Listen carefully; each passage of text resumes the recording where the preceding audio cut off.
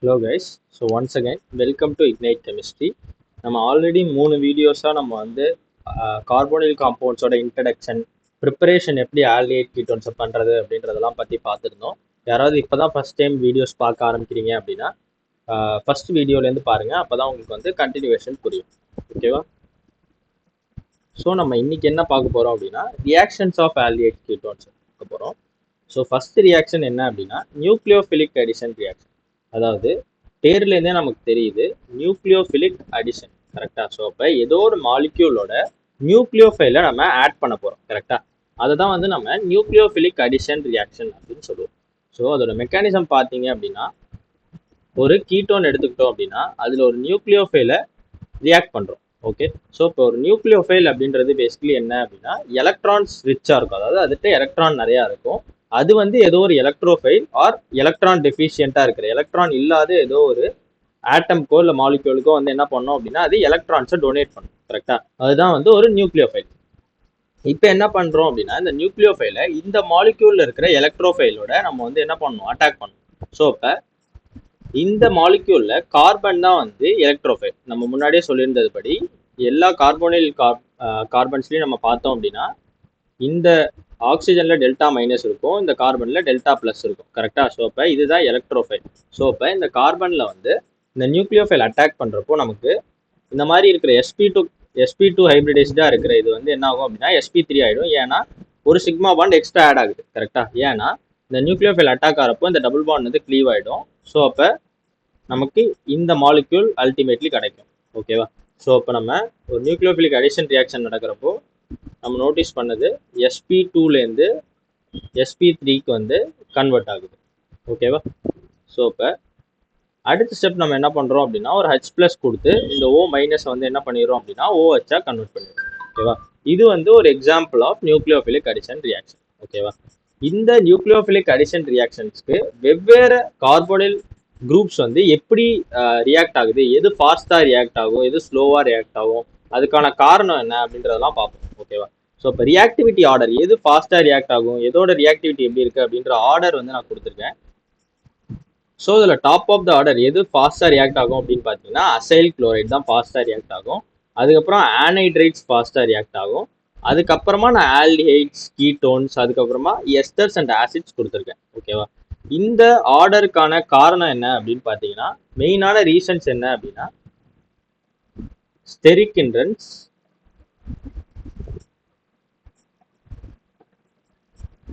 electrophilicity of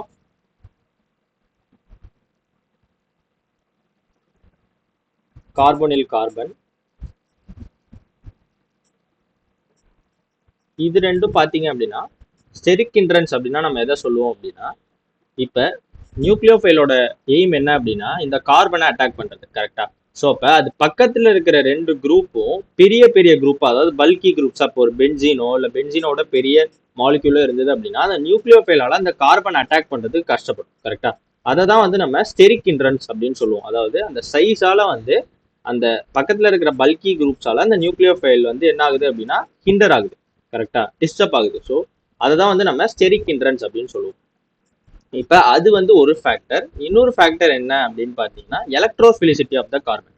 அதாவது வந்து இப்போ இந்த கார்பன் இருக்குன்னு வச்சுக்கோங்களேன், இது எவ்வளோக்கு எவ்வளோ எலக்ட்ரோஃபிலிக்காக இருக்கோ அவ்வளோக்கு அவ்வளோ அந்த ரியாக்ஷன் நடக்கிறதுக்கான வாய்ப்புகள் அதிகம். அந்த நியூக்ளியோஃபைல் வந்து அந்த கார்பனை அட்டாக் பண்ணுறதுக்கான வாய்ப்புகள் அதிகம். கரெக்டாக? ஏன்னா அது நியூக்ளியோஃபைல் தானே, அது எலக்ட்ரோஃபைல் அட்டாக் பண்ணும். ஸோ எவ்வளோக்கு எவ்வளோ அந்த கார்பன் வந்து எலக்ட்ரோஃபிலிக்காக இருக்கோ அவ்வளோக்கு அவ்வளோ அந்த ரியாக்ஷன் நடக்கிறதுக்கான வாய்ப்புகள் அதிகம். ஸோ இப்போ இந்த குளோரின், இந்த அசைல் குளோரைட் இருக்கிறதுலே டாப்ல இருக்கிறதுக்கான ஒன் ஆஃப் த ரீசன்ஸும் என்ன அப்படின்னு பார்த்தீங்கன்னா இந்த எலக்ட்ரோஃபிலிசிட்டி ஆஃப் த கார்பன் தான். ஏன் அப்படின்னா இந்த குளோரினும் என்ன பண்ணும் அப்படின்னா எலக்ட்ரோ நெகட்டிவாக இருக்கிறதுனால இந்த கார்பன்டேருந்து என்ன பண்ணும் அப்படின்னா எலக்ட்ரான்ஸை புல் பண்ணும். இந்த எஃபெக்டை நம்ம -I எஃபெக்ட் அப்படின்னு சொல்லுவோம். இதை வந்து நீங்கள் ஜிஓசியில் படிச்சிருப்பீங்க. -I எஃபெக்ட் அப்படின்னு சொல்லுவோம். ஸோ அந்த -I எஃபெக்டால இந்த கார்பன்ட்டை வந்து என்ன ஆகும் அப்படின்னா எலக்ட்ரான்ஸ் வந்து குறையும். ஸோ மோர் அண்ட் மோர் எலக்ட்ரோஃபிலிக்காக அந்த கார்பன் ஆகிறதுனால ஈஸியாக அந்த நியூக்ளியோஃபிலிக் அடிஷன் நடக்கும். ஓகேவா? அதே மாதிரி இன்னொரு ஒரு காரணம் நம்ம என்ன சொல்லலாம் அப்படின்னு பார்த்தீங்கன்னா பெட்டர் லீவிங் குரூப் இருந்ததுனாலும் நமக்கு வந்து ஈஸியாக ரியாக்ஷன் நடக்கும். அதாவது ஃபார் எக்ஸாம்பிள் இந்த RCOCl இன்னொரு ரீசன் இது டாப்ல இருக்கிறதுக்கான காரணம் என்னன்னு பார்த்தீங்கன்னா இதுல நியூக்ளியோஃபில் அட்டாக் ஆகிறப்போ இந்த டபுள் பாண்ட் லீவ் ஆகணுன்ற அவசியம் இல்லை. ஏன்னா இந்த குளோரின் வந்து குட் லீவிங் குரூப், அதுவே ஃபர்ஸ்டே லீவ் ஆயிடுறதுனால உங்களுக்கு அந்த ரியாக்ஷன் என்ன ஆகும் அப்படின்னா ஃபாஸ்டா நடக்கும். ஓகேவா? ஸோ இதுவும் வந்து ஒரு ரீசன். அதே மாதிரி இப்போ நம்ம இன்னொரு விஷயம் நீங்க பாத்தீங்க அப்படின்னா ஆல்டிஹைட்ஸை வந்து கீட்டோன்ஸ்க்கு முன்னாடி வச்சிருக்கோம். ஏன் அப்படின்னா அதுக்கும் இந்த ரெண்டு ரீசன்ஸ் தான் காரணம், steric hindrance and plus I effect. அதாவது ஆல்டிஹைட்ஸ் எடுத்துக்கிறோம், கீட்டோன் எடுத்துக்கிறோம். கரெக்டா? ஆல்டிஹைட் பொறுத்தவரையும் ஆர் சி டபுள் பாண்டோ ஹெச், கீட்டோன்ஸ் பொறுத்தவரையும் ஆர் சி டபுள் பாண்டோ ஆர் டேஷ் எதுனாலும் ஓகே. ஸோ இப்போ இதோட ஸ்டெரிக் ஹிண்ட்ரன்ஸ் அதிகமா, கீட்டோனோட ஸ்டெரிக் ஹிண்ட்ரன்ஸ் அதிகமா அப்படின்னு பார்த்தீங்கன்னா ஆப்வியஸா கீட்டோன்ஸ் தான் வந்து என்னதுன்னா ஸ்டெரிக் ஹிண்ட்ரன்ஸ் அதிகமா இருக்கும். ஏன் அப்படின்னா இந்த கார்பனை சுத்தி ரெண்டு அல்கைல் குரூப்ஸ் இருக்கு, பட் ஆல்டிஹைடை சுத்தி ஒரு அல்கைல் குரூப்பும் ஒரு ஹைட்ரஜனும் இருக்கு. ஸோ இப்போ ஒரு சைடில் என்னது அப்படின்னா ஸ்டெரிக் ஹிண்ட்ரன்ஸ் கம்மியா இருக்கு ஆல்டிஹைடுக்கு. ஸோ ஒரு ரீசன் வந்து ஸ்டெரிக் ஹிண்ட்ரன்ஸ், இன்னொரு ரீசன் என்ன அப்படின்னா பிளஸ் எஃபெக்ட். அதாவது நான் என்ன சொல்லியிருந்தேன் அப்படின்னா இந்த கார்பனோட எலக்ட்ரோஃபிலிசிட்டி அதிகமானா ரியாக்ஷன் நடக்கிறதுக்கான வாய்ப்புகள் அதிகமாகும். கரெக்டா?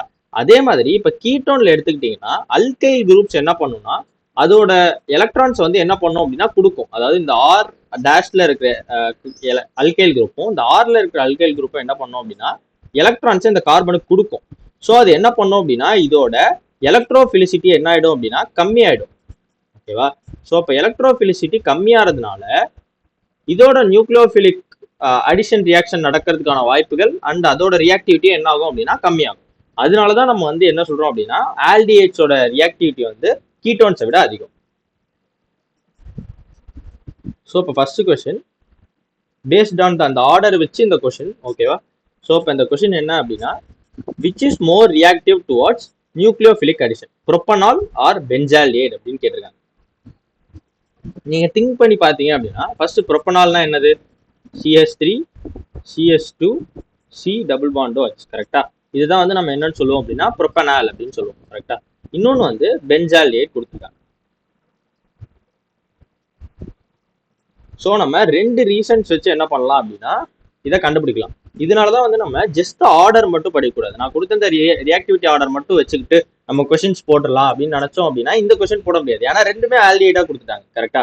நான் வந்து ஆல்டிஹைட்ஸ் கிரேட்டர் தான் கீட்டோன்னு கொடுத்துருந்தேன், பட் ஒரே ரெண்டு ஆல்டிஹைட் கொடுத்துட்டா எப்படி கண்டுபிடிக்கணும் அப்படின்னா இந்த பேசிக் ரீசனிங் ஸ்கில்ஸ் வச்சு தான் கண்டுபிடிக்கணும். இப்போ ஸ்டெரிக் ஹிண்ட்ரன்ஸ் அதிகமா இருக்கும், பிளஸ் எஃபெக்ட் அதிகமா இருக்கும், அந்த மாதிரி நீங்க கண்டுபிடிச்சாதான் என்ன பண்ண முடியும் அப்படின்னா இந்த மாதிரி கொஸ்டின்ஸ் எல்லாம் போட முடியும்.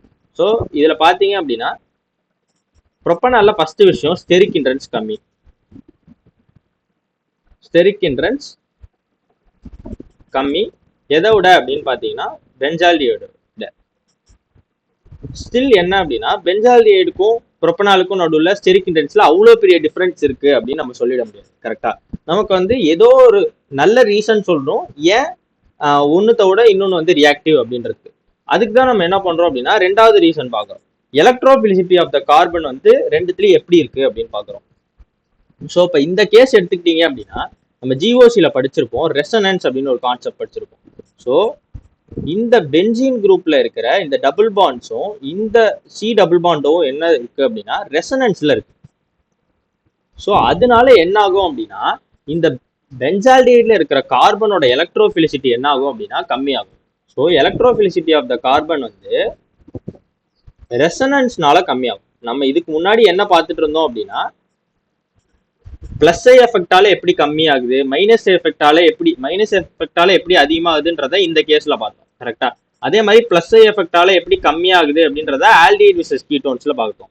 அதே மாதிரி இந்த கொஸ்டின்ல நம்ம என்ன கத்துக்கலாம் அப்படின்னா ரெசனன்ஸ்னால எப்படி இதோட எலக்ட்ரோஃபிலிசிட்டி கம்மியா இருக்கு அப்படின்றத நம்ம பார்க்குறோம். ஓகேவா? இதுவும் ஒரு எக்ஸாம்பிள், இதையும் நீங்க ஞாபகம் வச்சுக்கோங்க.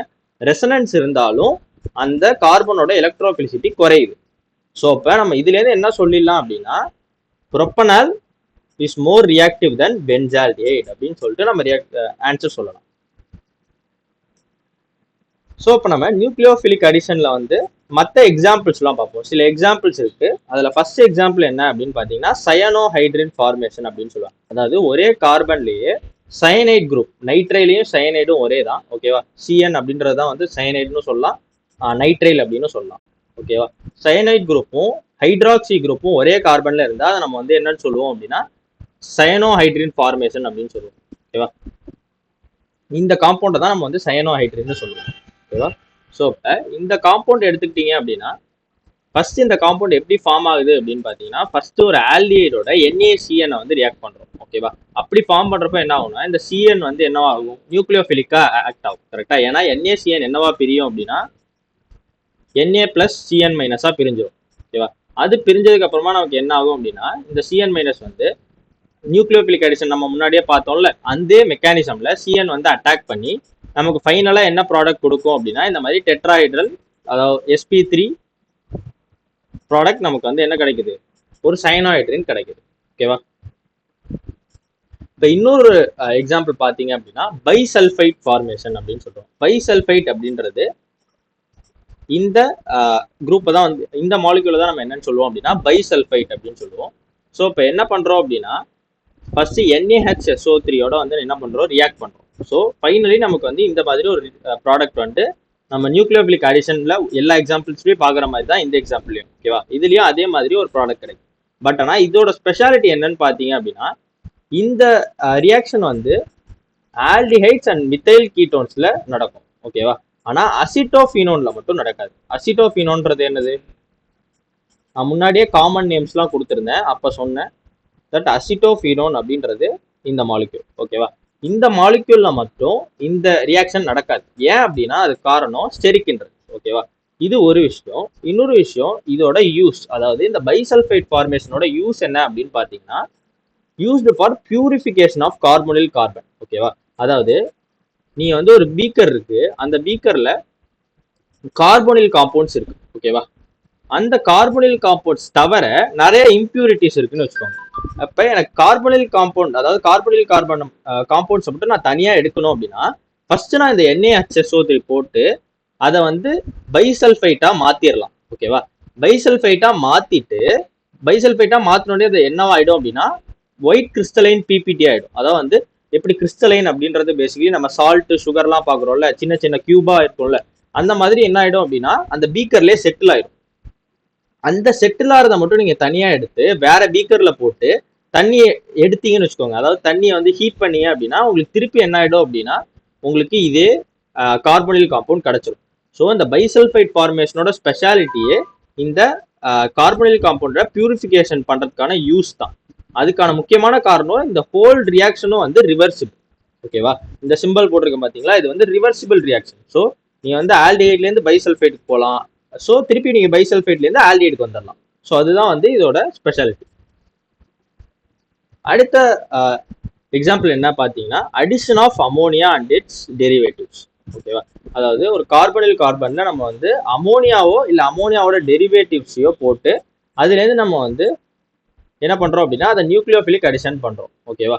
அது வந்து வெவ்வேறு அமோனியா டெரிவேட்டிவ்ஸ் வச்சு பண்ணி நமக்கு வந்து NCERTல எக்ஸாம்பிள் கொடுத்துருக்காங்க. இது எல்லாத்தையுமே ஒரு தடவை எப்படி வந்திருக்கு அப்படின்றத பார்த்துக்கோங்க. ஏன்னா இதுல வந்து 2,4-DNP செமி கார்பசோன்லாம் வந்து நிறைய வந்து கொஸ்டின்ஸ்ல கேட்டு JEE மெயின்ஸ்ல இதுக்கு முன்னாடி கேட்டிருக்காங்க. ஸோ இதெல்லாம் வந்து இம்பார்ட்டன்டான கான்செப்ட்ஸ். ஓகேவா? அடுத்த எக்ஸாம்பிள் என்ன அப்படின்னா அசிட்டால்ஸ் அண்ட் கீட்டால்ஸ். இதுவும் வந்து எப்படின்னா பைசல்ஃபைட்ல இருக்கிற மாதிரி இதுக்கும் சில யூசஸ் இருக்கு. சரியா? இந்த யூசஸ் பத்தி நம்ம கடைசியா பார்ப்போம். பட் ஃபர்ஸ்ட் அசிட்டால் கீட்டால்னா என்ன, அது எப்படி ஃபார்ம் ஆகுது அப்படின்றத பத்தி பார்ப்போம். ஓகேவா? அசிட்டால்ஸ் அண்ட் கீட்டால்ஸ் அப்படின்றது வந்து ரெண்டு வெவ்வேறு மாலிக்யூல். ஓகேவா? அசிட்டால் அப்படின்றது இந்த ஸ்ட்ரக்சர்ல இருக்கும். ஓகேவா? ஸோ இந்த இடத்துல வந்து CH3 இருக்கு. பட் ஆனால் என்ன மாலிக்யூல் வேணாலும் இருக்கலாம். ஓகேவா? எனி அல்கைல் குரூப் இருக்கலாம். ஓகேவா? ஸோ இப்போ இதை வந்து நம்ம என்னன்னு சொல்லுவோம் அப்படின்னா அசிட்டால் அப்படின்னு சொல்லுவோம். இதை வந்து ஹெமி அசிட்டால் அப்படின்னு சொல்லுவோம். ஏன்னா இந்த ஆருக்கு பதிலாக என்ன இருக்கும் அப்படின்னா H இருக்கும். ஓகேவா? இது ஒன்று மட்டும்தான் இதுல வந்து டிஃபரன்ஸ். ஸோ அசிட்டால்னா இந்த மாலிக்யூல், இது வந்து ஹெமி அசிட்டால், இது வந்து கீட்டால் மாலிக்யூல், இது வந்து ஹெமி கீட்டால் மாலிக்யூல். ஓகேவா? ஸோ இப்போ acetal, hemi acetal, ketal, hemi கீட்டால்னா என்னன்னு நமக்கு தெரியுது. பட் இது எப்படி ஃபார்ம் பண்றாங்க, என்ன ப்ராசஸ் அப்படின்றத இந்த மெக்கானிசம்ல நம்ம பார்க்கலாம். ஸோ ஃபர்ஸ்ட் நான் எக்ஸாம்பிளுக்கு வந்து அசிட்டால் டிஹைட் எடுத்துட்டு இருக்கேன். ஸோ அதுலேருந்து நம்ம அசிட்டால் எப்படி ஃபார்ம் ஆகுது அப்படின்றத பார்ப்போம். ஸோ எப்படி அப்படின்னா ஃபர்ஸ்ட் வந்து ஒரு வாட்டர், அதாவது அசிடிக் வாட்டர்ல வந்து நம்ம என்ன பண்றோம் அப்படின்னா இந்த அசிட்டால் டிஹைடை வந்து ட்ரீட் பண்றோம். ஸோ நமக்கு என்ன ஆகும், இந்த ஆக்சிஜன்ல வந்து நியூக்ளியோஃபைலா இது ஆக்ட் ஆகிறதுனால இது வந்து H+ என்ன பண்ணும் அப்படின்னா போயிட்டு பிக் பண்ணிடும். பிக் பண்ணிட்டு இந்த மாலிக்யூலுக்கு அது சேஞ்ச் ஆகிடும். ஸோ அதுக்கப்புறமா என்ன பண்றோம் அப்படின்னா அங்க இருக்கிற அந்த மீடியம்லயே வந்து ஆல்கஹால் போடுறோம். ஓகேவா, ROHன்றது வந்து ஒரு ஆல்கஹால்.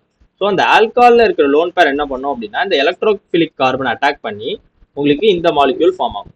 ஓகேவா, ஸோ இந்த மாலிக்யூல்ல வந்து என்ன ஆகும் அப்படின்னா இது அட்டாக் பண்ணி இந்த ஹைட்ரஜன் பிளஸ் இருக்குமா அது வந்து என்ன ஆயிடும்னா ரிமூவ் ஆகி உங்களுக்கு ஹெமிஅசிட்டால் ஃபார்ம் ஆயிடும். ஸோ ஹெமிஅசிட்டால்லேருந்து திருப்பி நீங்க இதே ப்ராசஸ் இங்கேருந்து இந்த ஹெமிஅசிட்டாலுக்கு வந்த ப்ராசஸையே திருப்பி இதே மாதிரி H+ போட்டு ROHோட ட்ரீட் பண்ணீங்க அப்படின்னா உங்களுக்கு வந்து ஃபைனலா அசிட்டால் கிடைக்கும். ஓகேவா, இதுல வந்து ஒரு முக்கியமான விஷயம் என்ன நோட் பண்ணலாம் அப்படின்னா இந்த ரியாக்ஷன்ல பாத்தீங்க அப்படின்னா ஒரு தடவை நம்ம H+ ஆட் பண்ணியிருக்கோம், திருப்பி இந்த இடத்துல ஒரு தடவை ரிமூவ் பண்ணிட்டோம். கரெக்டா, அதே மாதிரி ரெண்டாவது தடவை H+ ஆட் பண்ணியிருக்கோம், திருப்பி ரெண்டாவது தடவை இந்த ப்ராசஸ்ல இருந்து இங்க போறப்ப ரிமூவ் பண்ணிட்டோம். கரெக்டா, இங்கேருந்து இங்க போறப்ப H+ ஆட் ஆயிருக்கு, இங்கேருந்து இங்க போறப்ப H+ எடுத்திருக்காங்க, திருப்பி H+ ஆட் ஆயிருக்கு, திருப்பி இந்த ப்ராசஸ்ல H+ எடுத்துட்டாங்க. ஸோ 2 தடவை ஆட் பண்ணியிருக்கோம், 2 தடவை எடுத்திருக்கோம். அப்பனா H+ வந்து 2 moles யூஸ் ஆயிருக்கு, திருப்பி 2 moles என்ன ஆயிடுச்சு ப்ரொடியூஸ் ஆயிடுச்சு. கரெக்டா, அப்படி வந்து நம்ம எதை யூஸ் பண்ணி திருப்பி ப்ரொடியூஸ் பண்றோமோ இது என்னன்னு சொல்லுவோம் அப்படின்னா கேட்டலிட்டிக் அமௌண்ட்ல நம்ம H+ யூஸ் பண்ணியிருக்கோம்னு அர்த்தம். கேட்டலிட்டிக் அமௌண்ட் ஆஃப் H+ நம்ம இந்த ரியாக்ஷன்ல யூஸ் பண்ணிக்கிறோம். ஸோ அசிட்டால் கீட்டாலுக்கு நமக்கு கேட்டலிட்டிக் அமௌண்ட் ஆஃப் H+ இருந்தா போதும். ஓகேவா, இன்னொரு விஷயம் என்ன அப்படின்னா நீங்க ஒன்ஸ் ஹெமிஅசிட்டால் வந்துட்டீங்க அப்படின்னா ஹெமிஅசிட்டால நீங்க ரீச் பண்ணிட்டீங்க அப்படின்னா அதுல நீங்க more and more acid aqueous acid கொடுத்தீங்க அப்படின்னா அது என்ன ஆயிடும் அப்படின்னா ஆல்டிஹைட் சைட் போயிடும். ஓகேவா, அதே மாதிரி நீங்க எவ்வளோக்கு எவ்வளோ வாட்டரை எடுக்கிறீங்களோ அந்த கண்டெய்னர்ல இருந்து எவ்வளோக்கு எவ்வளோ வாட்டரை வந்து நீங்க வெளில எடுக்கிறீங்களோ அவ்வளோக்கு எவ்வளோ நீங்க வந்து ஃபார்வர்ட் டைரக்ஷன்ல போவீங்க. எவ்வளோக்கு எவ்வளோ வாட்டர் கொடுப்பீங்களோ அவ்வளோக்கு எவ்வளோ நீங்க திருப்பி பேக்வர்ட் டைரக்ஷன்ல போவீங்க. இதுதான் வந்து அசிட்டால் கீட்டால்ல வந்து ஃபார்மேஷன்ல ஒரு முக்கியமான விஷயம். ஸோ வாட்டர் வந்து நீங்க ரிமூவ் பண்ணீங்க அப்படின்னா you will go in forward direction. ஓகேவா, ஸோ இப்போ நான் சொல்லியிருந்தேன் இந்த அசிட்டால் கீட்டால் ஃபார்மேஷனும் பைசல்ஃபைட் மாதிரி சிமிலரான யூஸ் உள்ள ஒரு பொருள் அப்படின்னு சொல்லிட்டு அது என்னன்னு பார்ப்போம். இந்த ரியாக்ஷன் எடுத்துக்கிட்டீங்க அப்படின்னா இதுல வந்து ஒரு டையால் யூஸ் பண்றாங்க. அந்த டையாலை யூஸ் பண்ணி இந்த C++இருந்து ஒரு கீட்டால் ஃபார்ம் பண்ணியிருக்காங்க. ஓகேவா, இது வந்து ஒரு example of acetal ketal formation. ஓகேவா, இதை எதுல யூஸ் பண்றாங்க அப்படின்னா இந்த மாதிரியான கீட்டால் அசிட்டால் ஃபார்மேஷனை ஒரு ஆல்டிஹைட் கீட்டோன்ஸை ப்ரொடெக்ட் பண்றதுக்கு. அதாவது வந்து உங்கள்கிட்ட ஒரு பெரிய மாலிக்யூல் இருக்கு, அதுல ஆல்டிஹைட் இருக்கு, கீட்டோன் இருக்கு, ஆசிட்ஸ் இருக்கு, ஆல்கஹால் இருக்குன்னு வச்சுக்கோங்க. இப்போ நீங்க வந்து ஆல்கஹாலை மட்டும் அட்டாக் பண்ணும் இல்ல ஆசிடை மட்டும் அட்டாக் பண்ணும், எனக்கு ஆல்டிஹைட் கீட்டோன்ஸ்ல நான் அட்டாக் பண்ணிடக்கூடாது, தெரியாம கூட என்னோட ரியேஜென்ட் வந்து ஆல்டிஹைட் கீட்டோன்ஸை டிஸ்டர்ப் பண்ணிடக்கூடாது அப்படின்றப்போ நம்ம என்ன பண்ணலாம் அப்படின்னா இந்த அசிட்டால்ஸ் கீட்டால்ஸ் வச்சு என்ன பண்ணலாம் அப்படின்னா அந்த பிளாக் பண்ணலாம். ஸோ ஆல்டிஹைட்ஸ் அண்ட் கீட்டோனை வந்து நம்ம ப்ரொடெக்ட் பண்ணிடலாம். ஏன்னா அது என்னவா மாறிடும் அப்படின்னா இந்த மாதிரி கீட்டாலாவோ அசிட்டாலாவோ மாறிடும். ஒன்ஸ் நமக்கு அந்த மாதிரி அசிட்டாலாவோ கீட்டாலாவோ அது மாறிடுச்சு அப்படின்னா நம்ம திருப்பி நமக்கு தேவையான ரியேஜனை போட்டு நமக்கு எதை அட்டாக் பண்ணுமோ அதை அட்டாக் பண்ணி முடிச்ச பிறகு நம்ம இது இந்த அசிட்டால் கீட்டாலே ரிவர்சிபிள் ரியாக்ஷன் தானே. ஸோ நம்ம வந்து ரிவர்ஸ் டைரக்ஷன்ல திருப்பி நம்மளோட பழைய மாலிக்யூலுக்கே வந்துடலாம். ஸோ இதுதான் வந்து நம்ம அசிட்டால் கீட்டால் ஃபார்மேஷன்ல இருக்கிற ஒரு பெரிய பெனிஃபிட். ஓகேவா, ஸோ இப்போ இன்னொரு கொஸ்டின் அசிட்டால் கீட்டால்ல பார்க்குறான்.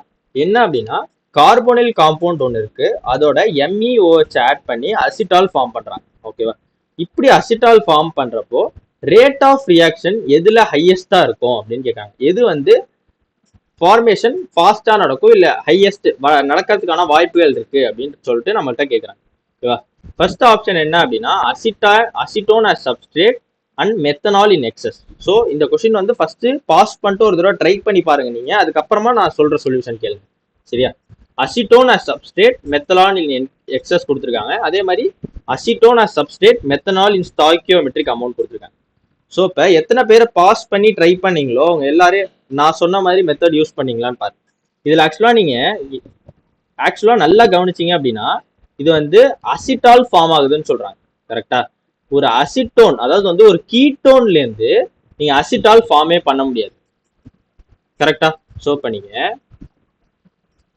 இதுல பாத்தீங்க அப்படின்னா ஒரு அசிட்டால் ஃபார்ம் ஆகணும்னா ஒரு சைட்ல ஹைட்ரஜன் இருக்கணும், இன்னொரு சைட்ல என்ன இருக்கணும் ஒரு அல்கைல் குரூப் இருக்கணும். பட் ஆனா நம்ம கேஸ்ல ரெண்டு சைட்லயுமே அவங்க என்ன சொல்றாங்க அப்படின்னா CH3 இருக்குன்னு சொல்றாங்க அசிட்டோன் கேஸ்ல. ஸோ இப்போ அசிட்டோன் ஆன்சரா இருக்க சான்ஸே இல்லை. ஏன்னா ஒரு கீட்டோன்லேருந்து அசிட்டால் நீங்கள் ப்ரொடியூஸ் பண்ண முடியாது. கரெக்டா? ஸோ இப்போ நமக்கு ஒரு ஆல்டிஹைட்லேருந்து மட்டும்தான் நம்மளால அசிட்டால் ப்ரொடியூஸ் பண்ண முடியும். அதனால பிஆர்சி ஆப்ஷனில் தான் ஆன்சர் இருக்கும். கரெக்டா? ஃபர்ஸ்ட் விஷயம். ஸோ இப்போ பிசியா எப்படி ஆன்சர் கண்டுபிடிக்கிறதுன்னு பார்ப்போம். Propanol as substrate, methanol in stoichiometric amount. அதே மாதிரி propanol as substrate, methanol in excess. அதாவது வந்து ஒரு புரோப்பனால் மாலிக்யூலுக்கு ஒரு மெத்தனால் இருக்கணுமா, ஒரு புரோப்பனால் மாலிக்யூலுக்கு ஒன்றுக்கு மேற்பட்ட மெத்தனால் இருக்கணுமா அப்படின்றத நம்ம கண்டுபிடிக்கணும். கரெக்டா? ஸோ இப்போ இந்த மெக்கானிசம் பார்த்தீங்கன்னா தெரியும். நம்ம ஒரு அசிட்டால்டிஹைடை அசிட்டாலா மாத்துறதுக்கு நம்ம வந்து 2 ஆல்கஹால் மாலிக்யூலை யூஸ் பண்ணியிருக்கோம். கரெக்டா? ஸோ இப்போ ஆன்சர் வந்து என்னது? எக்ஸஸ் அமௌண்ட்ல மெத்தனால் இருக்கணும் அப்படின்றது தான். ஓகேவா? ஸோ இப்போ இந்த கிளாஸ்ல நம்ம வந்து அசிட்டால் கீட்டால்ஸ் பற்றிலாம் பார்த்தோம். ஸோ ஒன்ஸ் நீங்கள் கிளாஸ் முடிஞ்சோடனே ரிவைஸ் பண்ணுங்க.